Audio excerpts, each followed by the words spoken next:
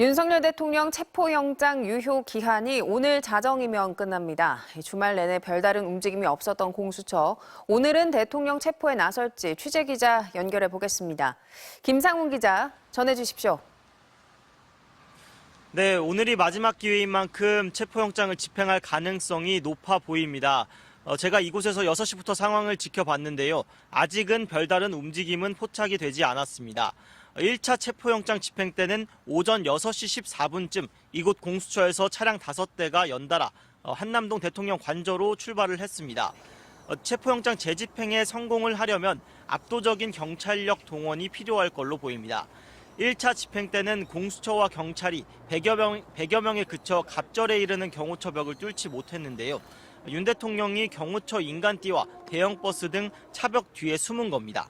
경호처는 또 주말 동안 관저 주변에 철조망을 치고 정문에 버스를 더 세워놓으면서 더 두텁게 벽을 쌓았습니다. 경찰 내부에서도 경호처의 이런 행태에 대해 더 강경하게 나서야 한다는 목소리가 나오고 있습니다.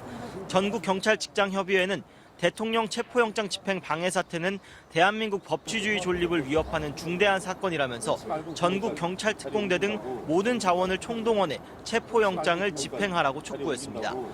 윤 대통령 측에서 체포영장에 대해 낸 이의 신청에 대해 법원이 어제 기각하면서 공수처로서는 체포영장 집행 명분도 더 충족이 된 상황입니다.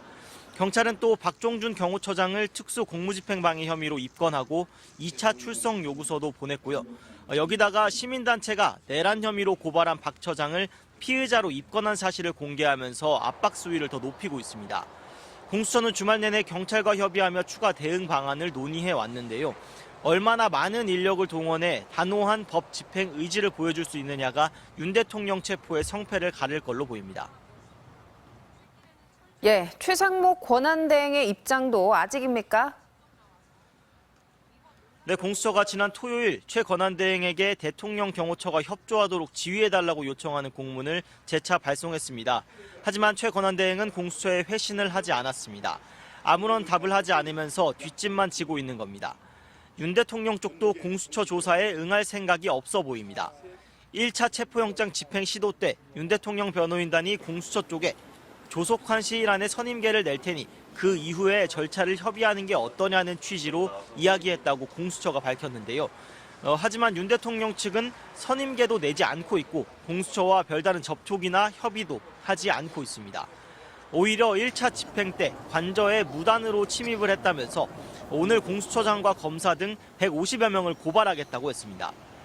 공수처는 오늘 체포가 어려워지면 체포영장을 다시 청구해 기한을 연장하는 방안도 검토하고 있고요.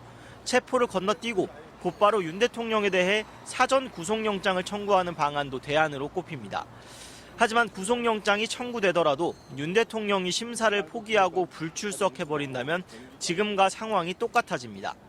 공수처가 윤 대통령의 신병을 확보하지 못하고 조사 한번 하지 못한 채 수사를 마무리한다면 공수처는 사실상 조직의 존폐 위기까지 몰릴 수도 있는 상황입니다. 지금까지 공수처에서 전해드렸습니다.